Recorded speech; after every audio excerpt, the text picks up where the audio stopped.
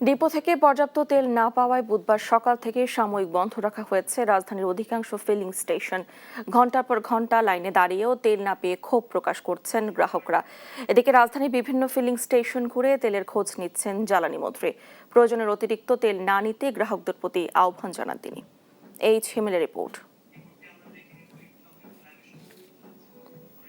দর্শক, রিপোর্টটি আমরা পরবর্তীতে দেখে নিব। এবার আমরা লাইভে সংযুক্ত হচ্ছি।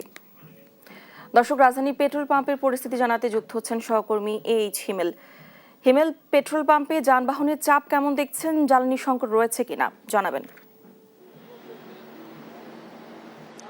সকাল থেকে রাজধানীর বিভিন্ন ফিলিং স্টেশনে কিন্তু আমরা পর্যবেক্ষণ করেছি এবং দেখছি যে সবগুলো ফিলিং স্টেশনে কিন্তু দীর্ঘ লাইন আমরা দেখতে পাচ্ছি। এই মুহূর্তে আমি রাজধানী তেজগাঁও রয়েছে, এখানে সাউথার্ন ফিলিং স্টেশন রয়েছে, এখানেও কিন্তু দীর্ঘ লাইন আমরা লক্ষ্য করতে পারছি। তেল সংগ্রহকারীরা কিন্তু আসছেন এবং তারা ঘন্টার পর ঘন্টা অপেক্ষা করে কিন্তু তারা তেল সংগ্রহ করছেন।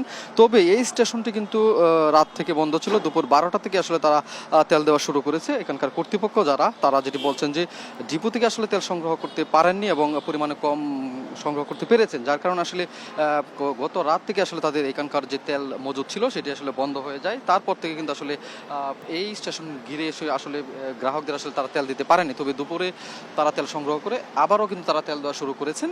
এইখানকার এই স্টেশনের যে ম্যানেজার রয়েছেন, ওনার সাথে আমরা কথা জানার চেষ্টা করব এই সার্বিক পরিস্থিতিটুকু। আপনি একটু জানাবেন যে এই স্টেশন ঘিরে আসলে গতকাল থেকে আপনাদের স্টেশন বন্ধ রয়েছে, এখন সব মিলে কি পরিস্থিতি বিরাজ করছে? গতকাল থেকে আমাদের 4,500 লিটার অকটেন বিক্রি করেছি। 4,500 অকটেন বিক্রি করেছি। এটা আমাদের কালকে 4টার ভিতরে আমার শেষ হয়ে গেছে। আর আজকে আবার 12টা 12:30টার দিকে আবার তেল আসছে, তাও আসছে 9,000 লিটার। কালকে 26শে মার্চ ডিপো বন্ধ। এই তেলটা আমার যদি আমি ভাগ করে না দিতাম বা ভাগ করে দেওয়ার কারণে তেলটা আমার যাবে আপনার 10টা 11টা, তারপর তেল আর থাকবে না। কালকে সারাদিন আমার বিক্রি বেচা কিনা বন্ধ। ধন্যবাদ। উনি যেটা বলছিলেন, আমি আগেই যেটি বললাম যে গতকাল থেকে আসলে ডিপোতে তেল সংগ্রহ করতে পারেননি বলে বন্ধ ছিল, কিন্তু এখন কিন্তু তেল সংগ্রহকারীরা কিন্তু তেল সংগ্রহ করতে পারছেন। তারা কিন্তু ভাগ করে করে, অর্থাৎ ডিপো থেকে যে পরিমাণ তেল পেয়েছেন সেটি কিন্তু ভাগ করে করে মোটর বাইক যারা রয়েছে, ব্যক্তিগত প্রাইভেট কার থেকে শুরু করে অন্যান্য যানবাহনে তারা ভাগ করে করে আসলে তেলগুলো দিচ্ছেন। এছাড়াও আমরা যানবাহনের যে চাপ সেটি কিন্তু লক্ষ্য করেছি। ঈদের ছুটির পর কিন্তু যানবাহনের চাপ কিন্তু বেড়েছে। এবং অন্যদিকে আমরা রাজধানীর রামপুরা, বাড্ডা, গুলশান, মহাখালী এবং বিজয় সরণিতেও আমরা বিভিন্ন ফিলিং স্টেশনে গিয়েছি। আমরা যেটি দেখেছি যে সেখানেও কিন্তু 5 থেকে 6 ঘন্টা 7 ঘন্টা যাবত আসলে পাম্পগুলো বন্ধ সাময়িক সময়ের জন্য। তারা বলছেন যে তেল শেষ হয়ে যাওয়াতে আসলে পাম্পগুলো সাময়িক সময়ের জন্য বন্ধ করতে হয়েছে।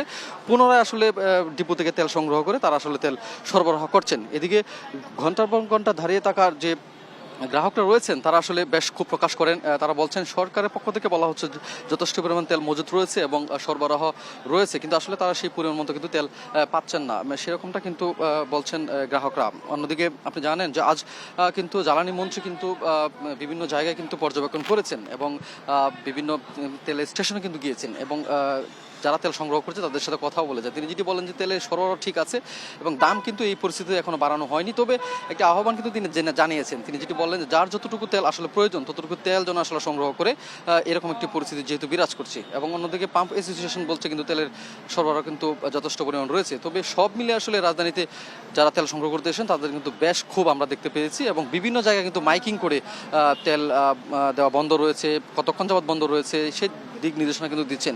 রাজধানীর বিভিন্ন তেলের পাম্প ঘুরে